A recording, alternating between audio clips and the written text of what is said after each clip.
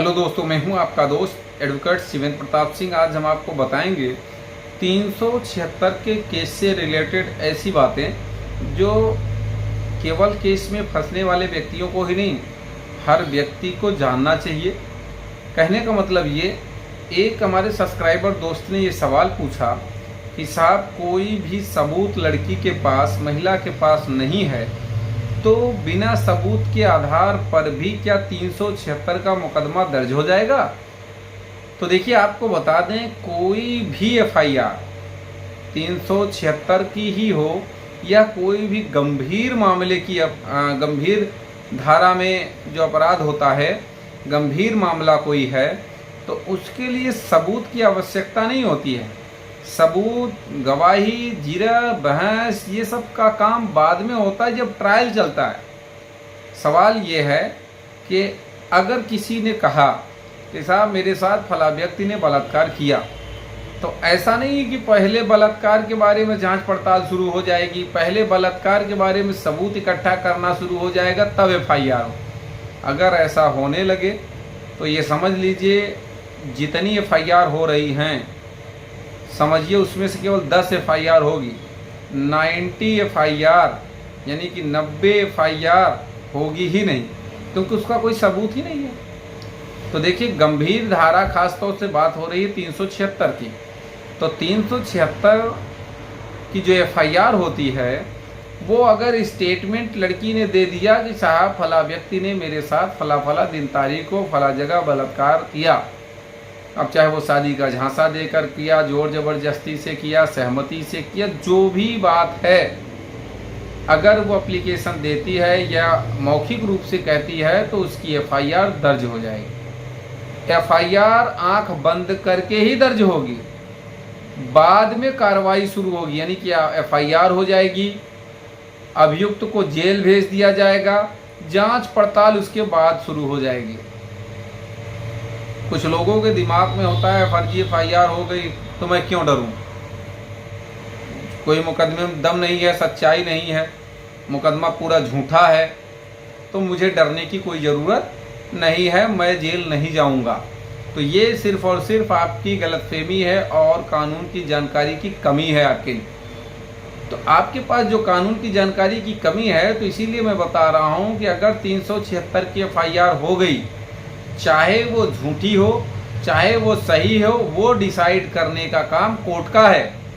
लेकिन जो प्रक्रिया है, एफआईआर हो गई, पुलिस आपको ढूंढना शुरू करेगी, जेल भेज देगी, गिरफ्तार करके तुरंत जेल भेज देगी।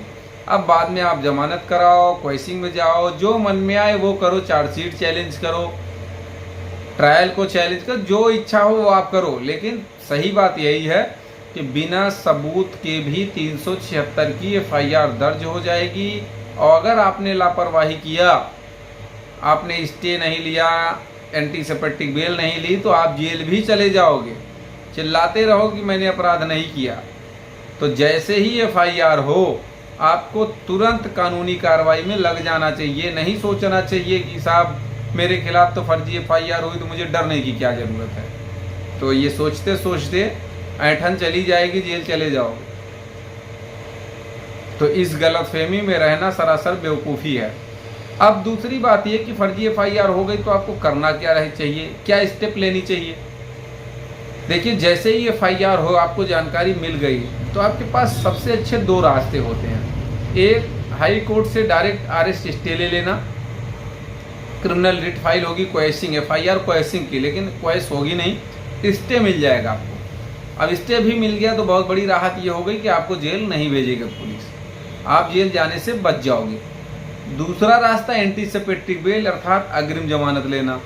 भाई आप एंटीसेप्टिक बेल ले लिए, सेशन खारिज कर देगा, हाई कोर्ट अलाउ कर देगा, तो आप एंटीसेप्टिक बेल ले लिए हैं तो भी आपको पुलिस जेल नहीं भेज पाएगी।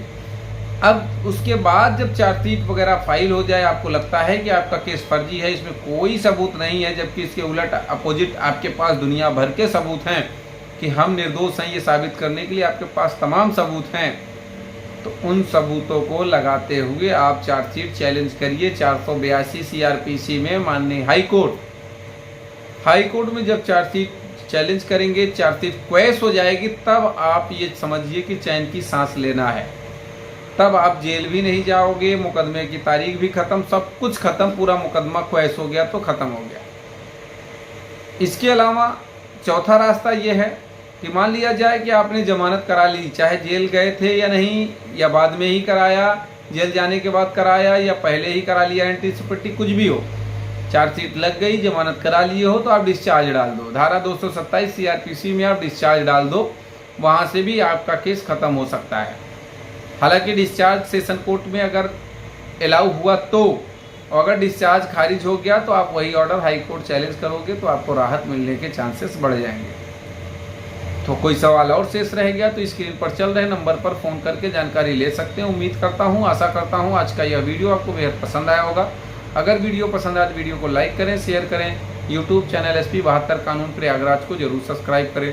कोई सवाल शेष रह गया है तो कमेंट बॉक्स में कमेंट करके अपने सवालों के जवाब ले सकते हैं।